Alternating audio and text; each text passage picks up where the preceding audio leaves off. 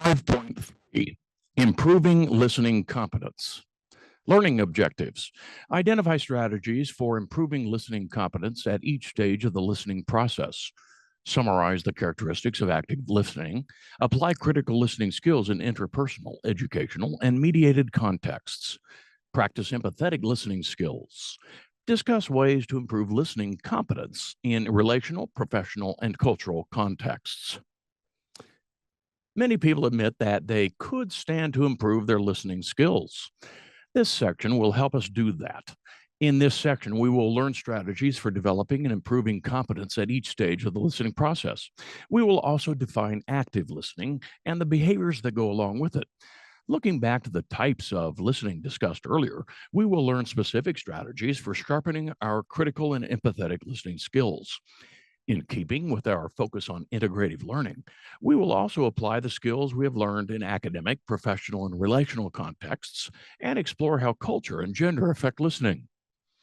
Heading: Listening competence at each stage of the listening process. We can develop competence within each stage of the listening process, as the following list indicates. Number one, to improve listening at a receiving stage. Prepare yourself to listen. Discern between intentional messages and noise. Concentrate on stimuli most relevant to your listening purposes or goals. Be mindful of the selection and attention process as much as possible. Pay attention to turn-taking signals so you can follow the conversational flow, and avoid interrupting someone while they are speaking in order to maintain your ability to perceive stimuli and listen.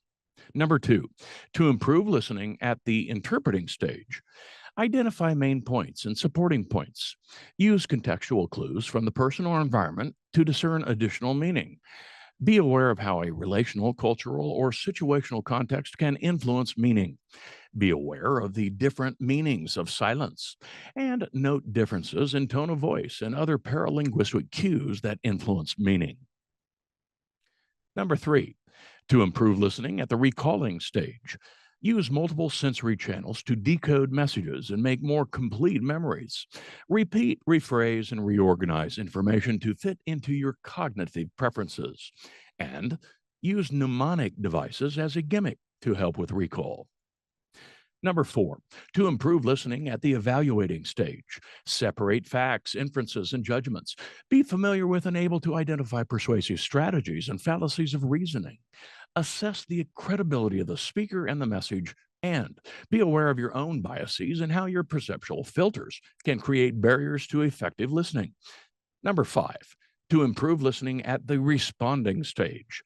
Ask appropriate clarifying and follow-up questions and paraphrase information to check understanding. Give feedback that is relevant to the speaker's purpose, motivation for speaking. Adapt your response to the speaker and context, and do not let the preparation and rehearsal of your response diminish earlier stages of listening.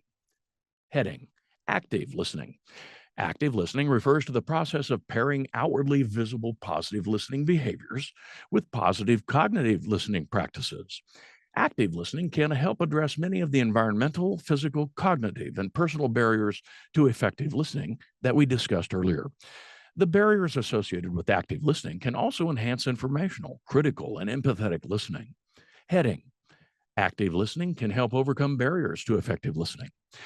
Being an active listener starts before you actually start receiving a message. Active listeners make strategic choices and take action in order to set up ideal listening conditions. Physical and environmental noises can often be managed by moving locations or by manipulating the lighting, temperature, or furniture. When possible, avoid important listening activities during times of distracting psychological or physiological noise. For example, we often know when we are hungry, full, more awake or less awake, more anxious or less anxious, and advanced planning can alleviate the presence of these barriers.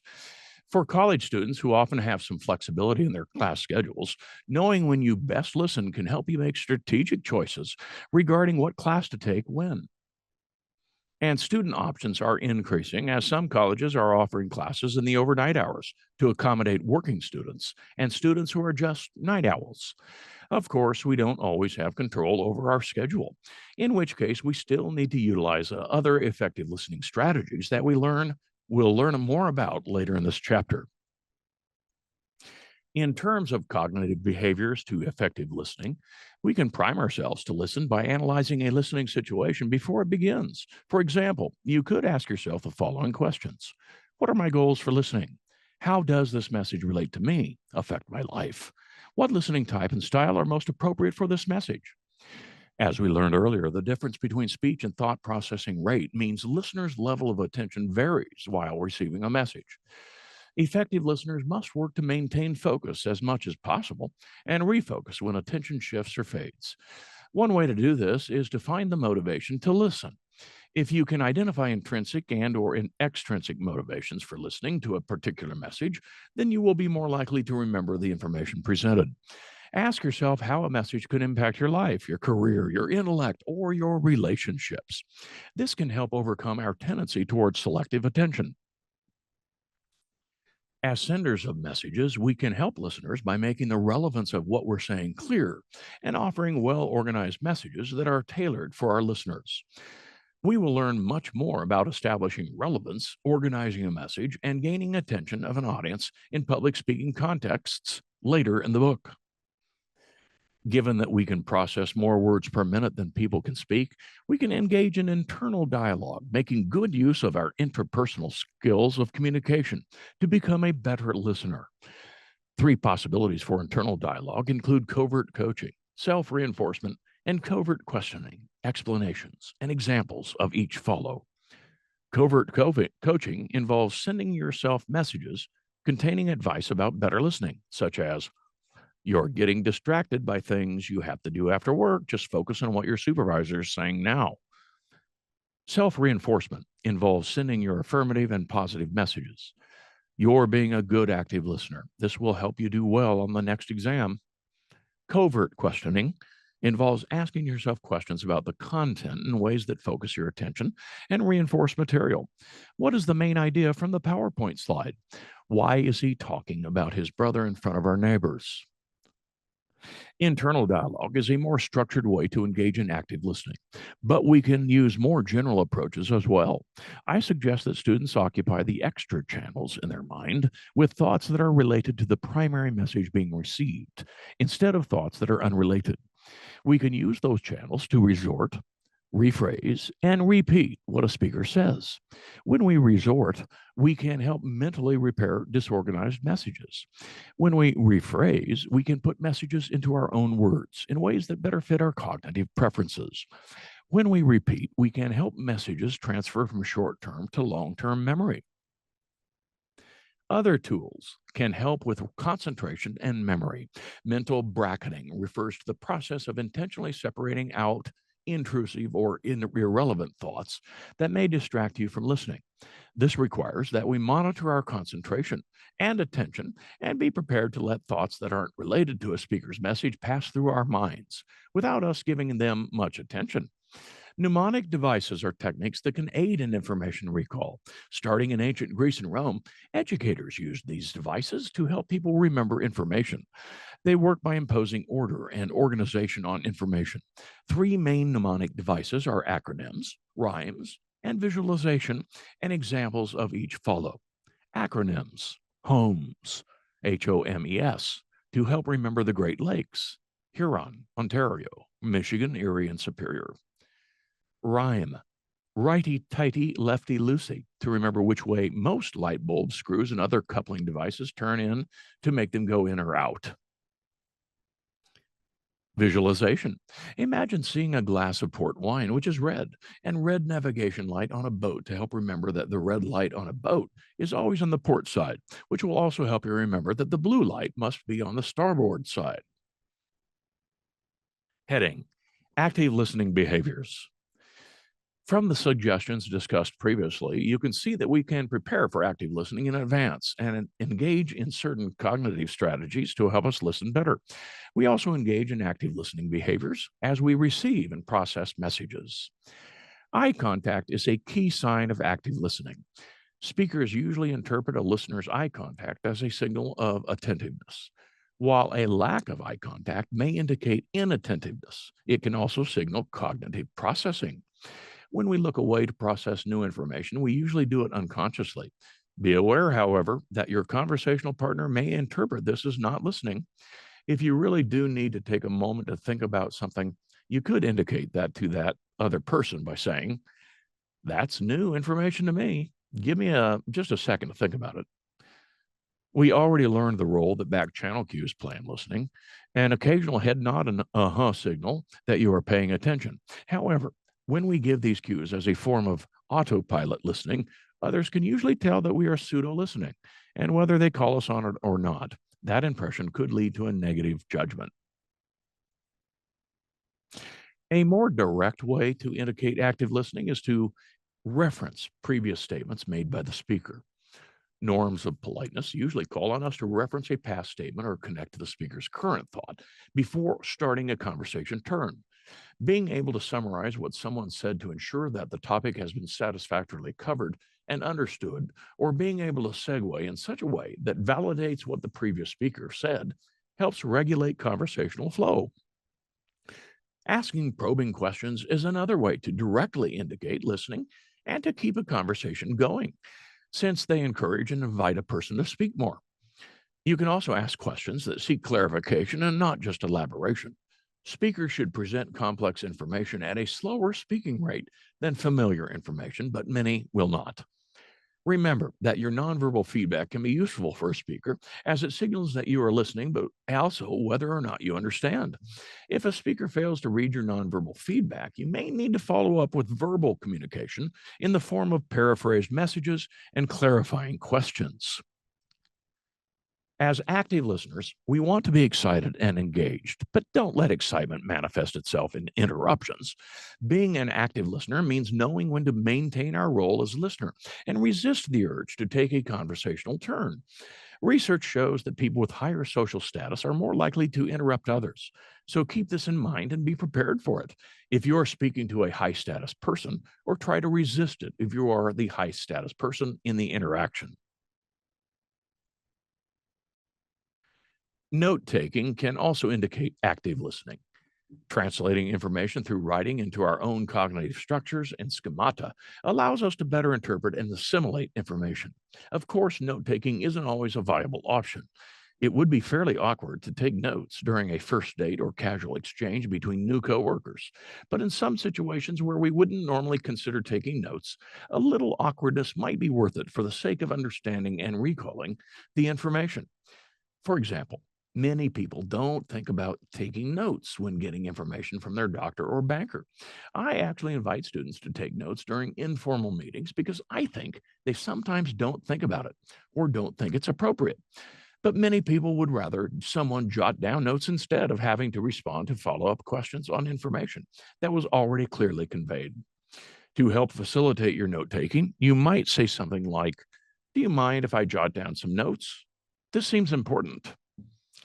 In summary, active listening is exhibited through verbal and nonverbal cues, including steady eye contact with the speaker, smiling, slightly raised eyebrows, upright posture, body position that is leaned in toward the speaker, nonverbal back channel cues such as head nods, verbal back channel cues such as okay, mm-hmm, or oh, and a lack of distracting mannerisms like doodling or fidgeting.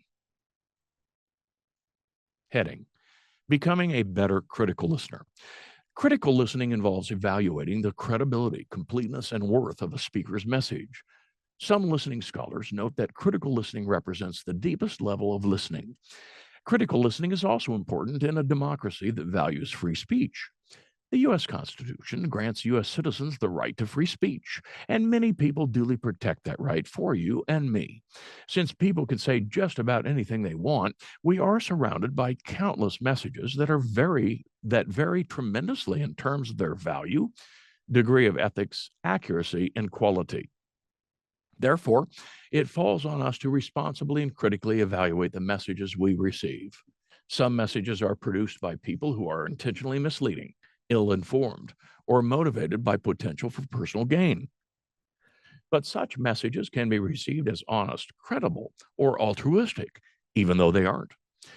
Being able to critically evaluate messages helps us have more control over and awareness of the influence such people may have on us. In order to critically evaluate messages, we must enhance our critical listening skills. Some critical listening skills include distinguishing between facts and inferences, evaluating supporting evidence, discovering your own biases, and listening beyond the message. The chapter titled Verbal Communication noted that part of being an ethical communicator is being accountable for what we say by distinguishing between facts and inferences. This is an ideal that is not always met in practice, so a critical listener should also make these distinctions, since the speaker may not. Since facts are widely agreed on conclusions, they can be verified as such through some extra research. Take care in your research to note the context from which the fact emerged, as speakers may take a statistic or quote out of context, distorting its meaning. Inferences are not as easy to evaluate because they are based on unverifiable thoughts of a speaker or on speculation. Inferences are usually based on, at least partially, on something that is known. So it is possible to evaluate whether an inference was made carefully or not. In this sense, you may evaluate an inference based on several known facts as more credible than an inference based on one fact and more speculation. Asking a question like, "What led you to think this?" is a good way to get information needed to evaluate the strength of an inference. Distinguishing among facts and inferences and evaluating the credibility of supporting material are critical listening skills that also require good informational listening skills. In more formal speaking situations, speakers may cite published or publicly available sources to support their messages. When speakers verbally cite their sources, you can use the credibility of the source to help evaluate the credibility of the speaker's message. For example, a national newspaper would likely be more credible on a major national event than a tabloid magazine or an anonymous blog. In regular interactions, people also have sources for their information, but are not as likely to note them within their message. Asking questions like, "Where'd you hear that?" or "How'd you know that?" can help get information needed to make critical evaluations. You can look to the chapter titled Informative and Persuasive Speaking to learn more about persuasive strategies and how to evaluate the strength of arguments. Discovering your own biases can help you recognize when they interfere with your ability to fully process a message. Unfortunately, most people aren't asked to critically reflect on their identities and their perspectives unless they are in college. And even people who were once critically reflective in college and elsewhere may no longer be so. Biases are also difficult to discover because we don't see them as biases. We see them as normal or the way things are. Asking yourself what led you to think this? And how do you know that? Can be a good start toward acknowledging your biases. We will also learn more about self-reflection and critical thinking in Chapter 8, Culture and Communication. Last, to be a better critical listener, think beyond the message. A good critical listener asks the following questions: what is being said and what is not being said?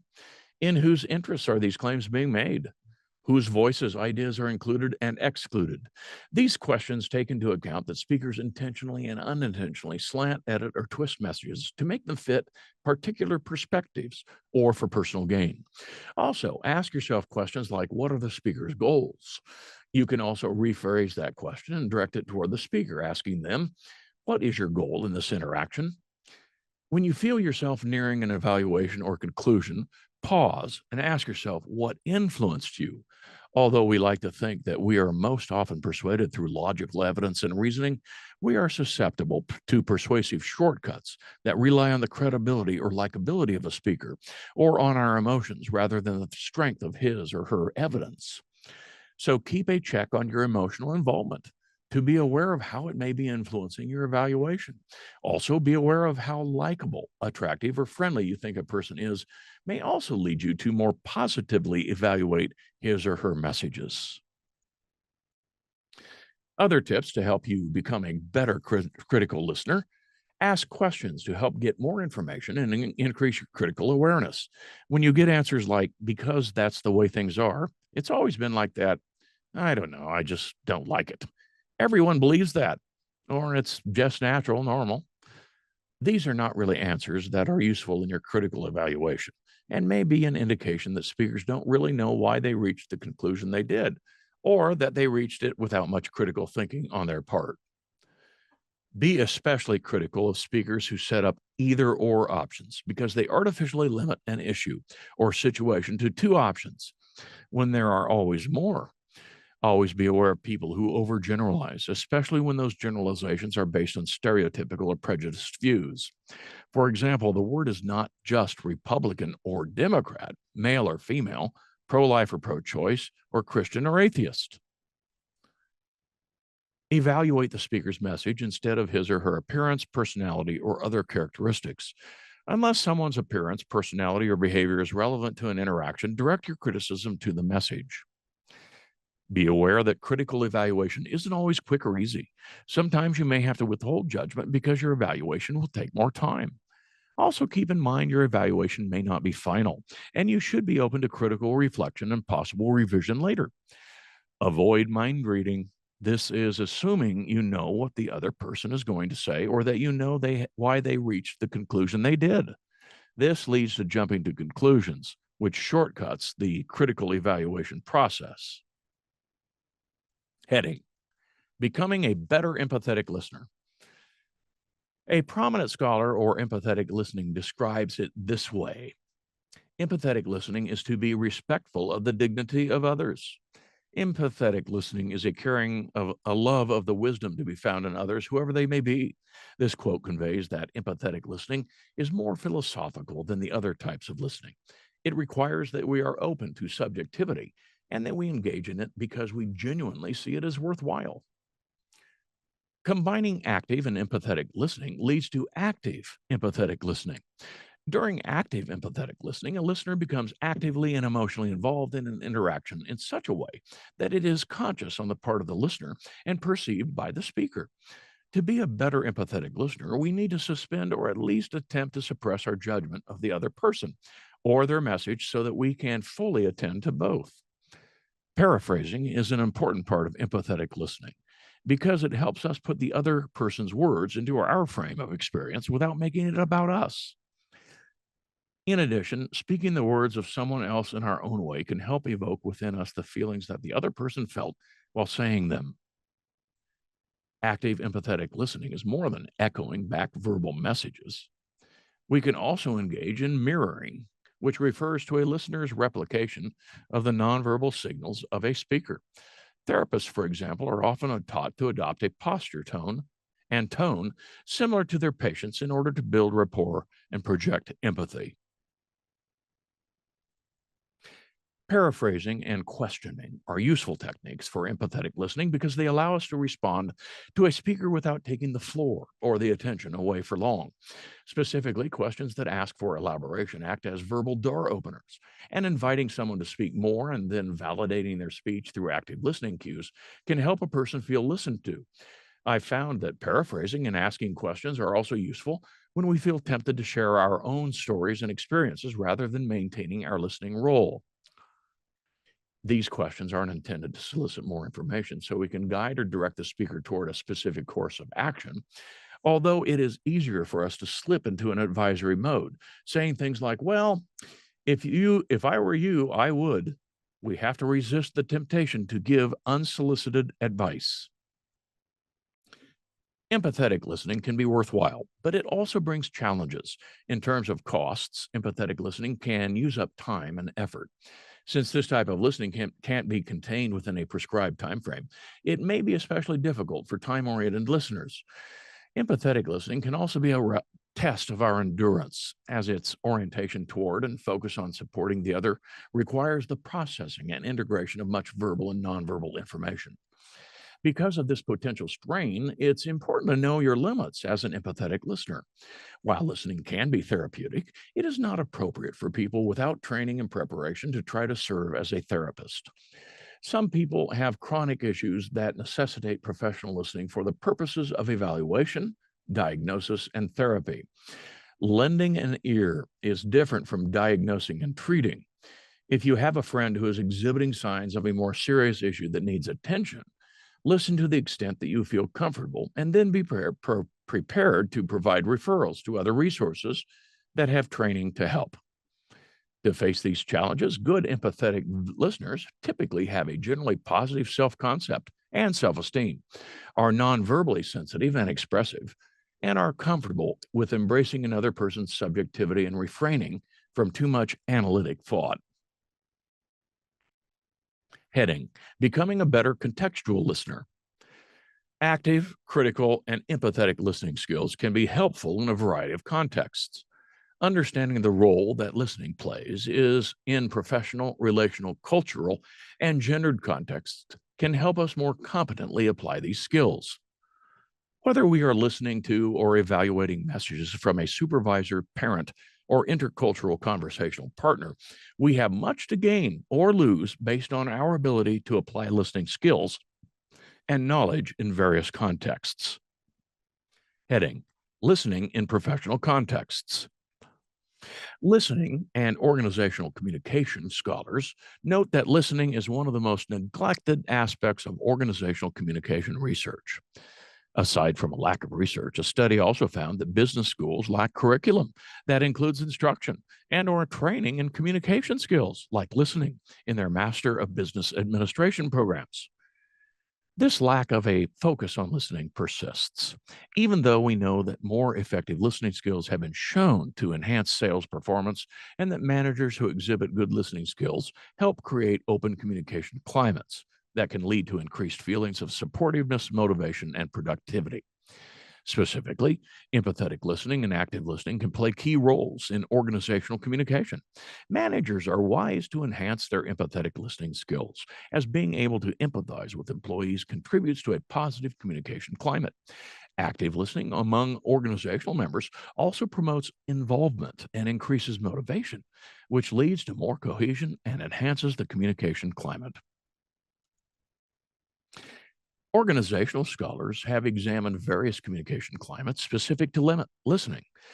Listening environment refers to characteristics and norms of an organization and its members that contribute to expectations for and perceptions about listening. Positive listening environments are perceived to be more employee-centered, which can improve job satisfaction and cohesion. But how do we create such environments? Positive listening environments are facilitated by the breaking down of barriers to concentration, the reduction of noise, the creation of a shared reality, though shared language, such as similar jargon or a shared vision statement. Intentional spaces that promote listening, official opportunities that promote listening, training and listening for all employees, and leaders who model good listening practices and praise others who are successful listeners. Policies and practices that support listening must go hand in hand. After all, what does an open door policy mean if it is not coupled with actions that demonstrate the sincerity of the policy? Heading: Listening in relational contexts. Listening plays a central role in establishing and maintaining our relationships. Without some listening competence, we wouldn't be able to engage in the self-disclosure process, which is essential for the establishment of relationships. Newly acquainted people get to know each other through increasingly personal and reciprocal disclosures of personal information. In order to reciprocate a conversational partner's disclosure, we must process it through listening. Once relationships are formed, listening to others provides a psychological reward through the simple act of recognition that helps maintain our relationships. Listening to our relational partners and being listened to in return is part of the give and take of any interpersonal relationship. Our thoughts and experiences back up inside of us, and getting them out helps us maintain a positive balance. So something as routine and seemingly pointless as listening to our romantic partner debrief the events of his or her day, or our roommate recount his or her weekend back home shows that we are taking an interest in their lives, and we are willing to put our own needs and concerns aside for a moment to attend to their needs. Listening also closely ties to conflict, as a lack of listening often plays a large role in creating conflict, while effective listening helps to resolve it. Listening has relational implications throughout our lives, too. Parents who engage in competent listening behaviors with their children from a very young age make their children feel worthwhile and appreciated, which affects their development in terms of personality and character. A lack of listening, it leads to feelings of loneliness, which results in lower self-esteem and higher degrees of anxiety. In fact, by the age of 4 or 5 years old, the empathy and recognition shown by the presence or lack of listening has molded children's personalities in noticeable ways. Children who have been listened to growing up expecting that others will be available and receptive to them. These children are therefore more likely to interact confidently with teachers, parents, and peers in ways that help develop communication competence that will be built on throughout their lives. Children who have not been listened to may come to expect that others will not want to listen to them, which leads to a lack of opportunities to practice, develop, and hone foundational communication skills. Fortunately for the more listened to children, and unfortunately for the less listened to children, these early experiences become predispositions that don't change much as the children get older and may actually reinforce themselves and become stronger. Heading: Listening and culture. Some cultures place more importance on listening than other cultures do. In general, collectivist cultures tend to value listening more than individualistic cultures that are more speaker oriented. The value placed on verbal and nonverbal meaning also varies by culture and influences how we communicate and listen. A low context communication style is one in which much of the meaning generated within an interaction comes from the verbal communication used rather than nonverbal or contextual cues. Conversely, much of the meaning generated by a high context communication style comes from nonverbal and contextual cues. For example, US Americans of European descent generally use a low context communication style, while people in East Asian and Latin American cultures use a high context communication style. Contextual communication styles affect listening in many ways. Cultures with high context orientation generally use less verbal communication and value silence as a form of communication, which requires listeners to pay close attention to nonverbal signals and consider contextual influences on a message. Cultures with a low context orientation must use more verbal communication and provide explicit details, since listeners aren't expected to derive meaning from the context. Note that people from low context cultures may feel frustrated by the ambiguity of speakers from high context cultures, while speakers from high context cultures may feel overwhelmed or even insulted by the level of detail used by low context communicators. Cultures with a low context communication style also tend to have monochronic orientation toward time, while high context cultures have a polychronic time orientation, which also affects listening. As the chapter titled Culture and Communication discusses, cultures that favored a structured and co-modified orientation toward time are said to be monochronic, while cultures that favor a more flexible orientation are polychronic rather. Monochronic cultures like the United States value time and action-oriented listening styles, especially in professional contexts, because time is seen as a commodity that is scarce and must be managed. This is evidenced by leaders in business and organizations who often request executive summaries that only focus on the most relevant information who use statements like, get to the point. Polychronic cultures value people and content oriented listening styles, which makes sense when we consider that polychronic cultures also tend to be more collectivist and use a high context communication style. In collectivist cultures, indirect communication is preferred in cases where direct communication would be considered a threat to the other person's face. For example, flatly turning down a business offer would be too direct, so a person might reply with a maybe instead of a no. The person making the proposal, however, would be able to draw on contextual clues that they implicitly learned through socialization to interpret the maybe as a no.